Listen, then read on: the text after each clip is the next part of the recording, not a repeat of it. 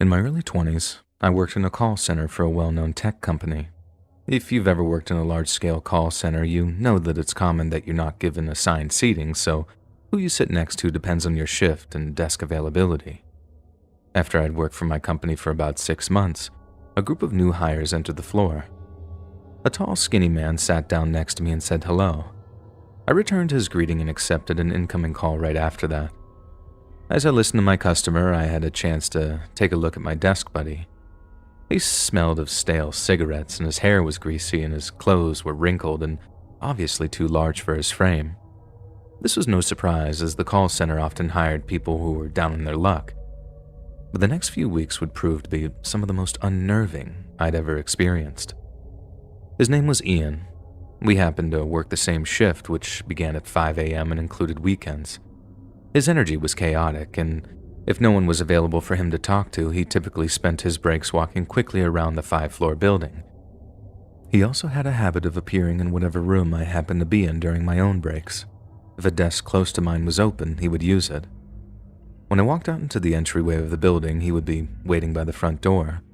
When I exited the restroom, he would be leaning against a wall in the hallway. When I took my lunch breaks, he would always walk into the break room and make a beeline for my table. He even made it a point to leave his desk and follow me into the elevators at every opportunity. If I was left alone with him, he would tell me long, meandering stories about his chaotic life and ask uncomfortable, prying questions about my life and schedule. All of this might not have been as creepy if the majority of it hadn't occurred before sunrise and in the building that was mostly unoccupied. I lacked the confidence that I now have in my early 30s, and yes, I had told my supervisor and team lead about this on several occasions with no results. On Friday morning, as I took my usual lunch break at around 9 a.m., I sat down at a table with 2 coworkers who had become friends. We had all been in the same pool of new hires. They were aware of the debacle involving Ian, and if they could, they would alert me when he was nearby. On this particular morning, my back was facing the hallway outside of the break room. As I was speaking to one of my coworkers, Brittany, her face went from warm and smiling to attentive and tense as she looked over my shoulder. When this happened, I heard Ian say very loudly, "Oh, look, there's my cute little redhead." I shrunk into my seat. I instantly wanted to run and hide. Without acknowledging anyone else at the table, Ian pulled out the chair next to mine and sat down. My coworkers gave him weak smiles, and I looked up and realized that his eyes were red and he appeared to be unsteady. I could smell hard liquor on his breath as he spoke. His clothes looked like he had been wearing them for the last 3 days. He leaned on the table, looked at me, and slurred, "Why haven't we gone out to dinner yet?" Sorry, I don't date coworkers," I said flatly. Ian looked at my coworkers. "Isn't she cute?" he practically shouted. "I like you, Anna." And one of his hands flopped heavily onto one of my shoulders. Without thinking, I stood up and said to my coworkers, "I'll see you guys on the floor. I should get going." Ian looked insulted as I pushed in my chair and walked away. As I left the room, I heard him yell, "I love you." I scurried to the nearest elevator.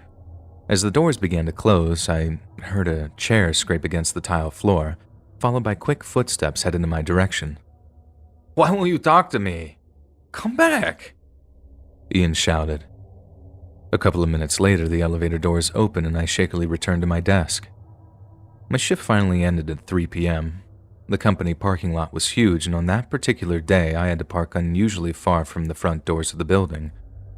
Remembering what my mom had taught me as a teenager, I walked to my car with my keys individually squeezed between my fingers, ready to be used as a weapon if necessary. In spite of the time of day, no one else was in the parking lot at the time. My heart thumped against my chest as my head moved on a swivel while I walked.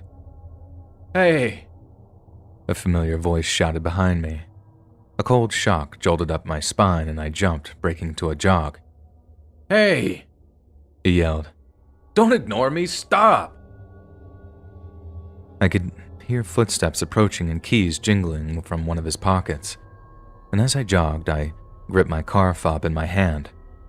From a few feet away, I double-clicked the fob, unlocking the doors. I flung the door open, leaped inside, and locked the doors behind me just as Ian approached with a furious look on his face. I looked out the window as I stuck my key in the ignition and started the engine. I threw the car into reverse, backed out before he could lock me in, threw the car back into drive, and took off. In the rearview mirror, I could see him angrily throw his hands up in the air. In that moment, I decided to call in sick the next day and then alert HR regarding my experience. Human Resources didn't seem overly concerned when I called them. No resolution was given, but when I returned to work 2 days later, Ian wasn't there. He was also absent on days 3, 4, and 5. On day 6, after my shift ended, I turned on the local news.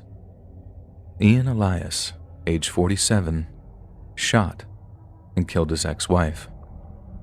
After that, he took his 2 young daughters and went across town. He then had a standoff with the police before shooting and taking his own life. His daughters were unharmed, thank goodness. As I stood in front of my TV, I felt my mouth absolutely fall open. I could hardly believe my ears. I felt faint as I recalled my last interaction with him, wondering what would have happened if he had caught up with me in his mental state at that time.